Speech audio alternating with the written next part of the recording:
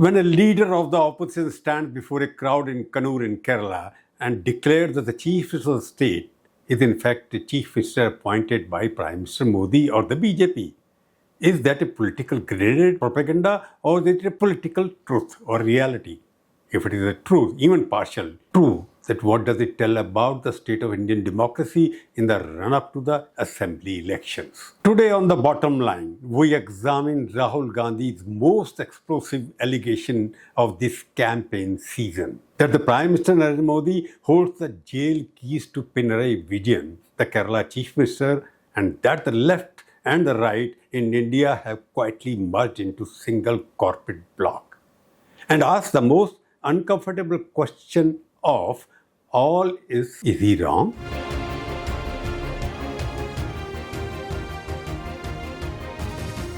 Let us set the scene first. Kerala votes on April 9.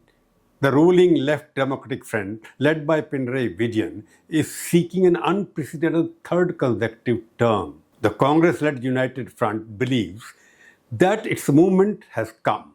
And into this charged atmosphere, Rahul, who campaigned across at least 5 locations in central and northern Kerala, arrived not with the usual rhetoric of vote banks and welfare scheme, but with a structured argument, a systemic indictment. His central thesis, stated plainly in Kannur, was this quote. I quote him: "This election is fight between two ideologies. The left front led by CPM and the UDF. For the first time, we are seeking a partnership between the BJP and the left front. CPM plus BJP is equal to corporate alliance." This is what newspapers have declared. This was not a throwaway line. This was a carefully constructed political argument that Rahul has been building across multiple rallies. And in Kannur, he sharpened it to its most precise point yet. Now here is where it becomes genuinely interesting and genuinely serious as well. Rahul did not merely say that the CPM and the BJP have a political understanding. He offered a specific mechanism of control, a theory of coercion that, if accurate, has profound implication for the functioning of federalism in India. His exact words, quoted by multiple agencies from the Kannur rally, I quote again: "Narendra Modi controls the Chief Minister of Kerala. The CPM knows that the Prime Minister has the key to put him in jail right now. You will hear Congress attacking Narendra Modi, but you will never hear Kerala Chief Minister attacking the Prime Minister, nor will you see Modi attacking the Kerala Chief Minister personally." I unquote him. The same way Donald Trump controls Narendra Modi, Narendra Modi controls the Chief Minister of Kerala. Chief Minister of Kerala knows that Narendra Modi is not acting on his cases. Chief Minister of Kerala knows that Narendra Modi has the key to putting the Chief Minister in jail right now. And that is why you will hear Rahul Gandhi and the Congress party attacking Narendra Modi. But you will never hear the Chief Minister of Kerala attacking Narendra Modi. And you will never hear Narendra Modi attacking the Chief Minister of Kerala. He went further. He drew from his own political biography as evidence 28 words that cut to the bone. Quote, "I have 36 cases against me." Rahul Gandhi says that. "My parliament membership was taken away and my house was taken." If the CM of Kerala is truly standing against the BJP, why are there no cases against him or his relatives? He asked pertinent questions. And then, in Kottayam, a third formulation he had, even more direct. He said, "Narendra Modi listens to Donald Trump and Pinarayi Vijayan listen to Narendra Modi. It is partnership we are fighting." 3-man, 3 layers of control. Trump over Modi, Modi over Pinarayi, and the Congress, according to Rahul, stands outside the chain of command because it cannot be controlled by anybody, nor within nor without. But the most lethal political weapon in Rahul Gandhi's arsenal was not about political control. It was about religious silence. The Sabarimala gold theft, wherein gold and silver plating from the idols and figurines of Kerala's most sacred temple was allegedly stripped off, with CPM leaders named in the scandal, has become the defining issue of this campaign. And Rahul used it with surgical precision. He said, Narendra Modi talks about religion all the time. Wherever he goes, he talks about temples, religion, God. So in Kerala, why is not saying that the CPM has stolen gold from Ayyappa? Now suddenly he has forgotten God. This is what Rahul Gandhi claimed. Wherever the Prime Minister goes, he talks about temples, he talks about religion, he talks about God. But when he comes to Kerala, he does not raise the issue of Sabarimala temple. CPM leaders stole gold from Sabarimala temple, replaced it with brass. No action has been taken against them.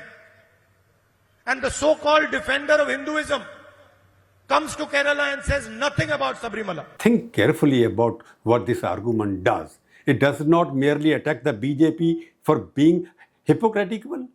It does not merely attack the CPM for corruption. It argues that the BJP's silence on Sabarimala is itself evidence of the alliance. That the so-called defender of Hinduism chose not to defend Hinduism in Kerala because defending it would damage his political partner Pinarayi Vijayan. The attack was direct, that both are together. That is the way Rahul Gandhi wants to differentiate. That's an analytical construct. And it is a formidable one according to political observers. Now, the Chief Minister was not silent.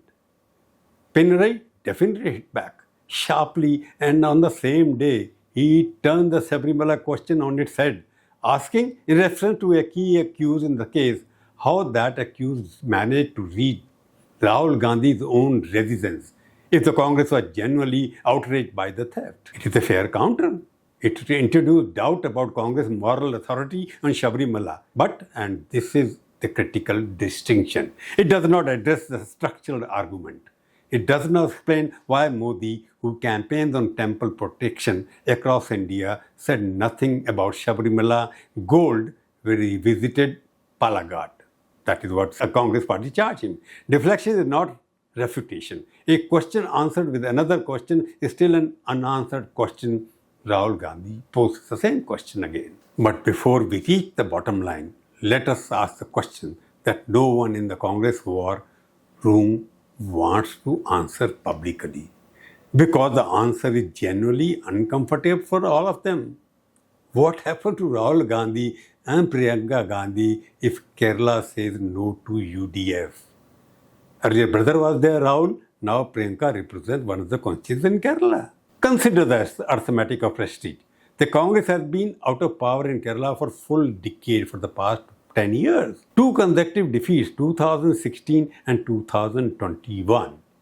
10 years of sitting in the opposition benches of a state that was once its natural habitat. And this time, the stakes are not merely electoral, they are existential for the Gandhi family's credibility as leaders who cannot just oppose but actually deliver. And it is not for Rahul alone, who stands at the crossroads. His sister Priyanka Gandhi Vadra, the Member of Parliament for Wayanad, has staked her own political identity on Kerala. She did not enter Parliament through a safe mainland North Indian constituency. She came from here. She came to Kerala and won. Wayanad is her political home, and the question the electorate is now asking her implicitly is this: if you are truly our representative, can you deliver a comment that serves us? An MP who cannot sing her own state in an MP with diminishing authority? That is the brutal logic of Indian politics. Think about what another defeat would mean in concrete terms. Rahul has rebuilt the Congress, according to Congress party claims. He has got a narrative on one fundamental claim, that he alone represents genuine ideological alternative to the BJP and Prime Minister Modi. That the Congress is the party of the constitution, of pluralism, of the farmer and the laborer. It is a powerful argument according to the Congress. It has resonated in Parliament. It has resonated on the Bharat Jodo Yatra, but the arguments must eventually be tested against the outcomes that electoral fight. And outcomes in a democracy are measured at the ballot box and in terms of number of seats won in a state or at the parliament. Kerala is that ballot box now, very crucial for Rahul Gandhi. If the Congress party cannot dislodge a left government that has been in power for 10 years with all the fatigue, the fiscal stress, the corruption charges, the Sabarimala scandal, and the unemployment figures that come with a decade in office, then the opposition will rightly ask, where exactly can the Gandhis win? That's a genuine question. The ingredients for a Congress victory exist. The UDF fed the Kerala local body elections. Anti-incumbency is measurable. Minority consolidation among both Christians and Muslim communities appear to be moving in the right direction. The infrastructure is there. What is being tested is not the recipe. What is being tested is whether the Gandhis, Rahul and Priyanka together, can convert those ingredients into a cooked meal in terms of victory, whether they are leaders who can close, whether the family that built modern India's democratic architecture still has the political skill to win in this arena where it matters most, not in a speech, not in a press conference, not in a parliamentary debate, but in the voting booth on the morning of April 9. That's the question Kerala will answer, and the rest of India will be watching very closely. So, I come into the same question. So, what is the bottom line? Here it is in two parts. The first concerns Rahul Gandhi's allegations, which are serious, specific, and structurally coherent. The jail key metaphor, the idea that central investigative agency functions as political leashes, keeping opposition chief minister compliant while leaving BJP-friendly rivals untouched, is not new. It has been the Congress core counter-narrative to the BJP's federal strategy since 2019. What is the new in this sharpness with which it was deployed in Kerala? And the Kerala specific evidence marshaled in its support? The Sabarimala silence, the absence of ED cases against Vijayan, the defection of CPM veterans to the UDF ranks. Are these individually conclusive? No. Do they taken together build a credible political arguments? Yes. And in an election decided by credibility, not proof, that is what matters on 8th of April when people go out and vote. The second concerns the Gandhis themselves, Rahul Gandhi and Priyanka Gandhi, have made Kerala their proving ground. A victory here does not merely change the government in Thiruvananthapuram. It validates their entire political project. A defeat, on the other hand, does not merely cost them a state, it costs them the argument, their identity. What we are watching in Kerala is not merely a state election. We are watching a test of whether the electorate, the voters of Kerala, accept the Congress theory that the Indian politics have collapsed into single corporate consensus, left and right, red and saffron, converging at the top, while the voter is left with the illusion of a choice.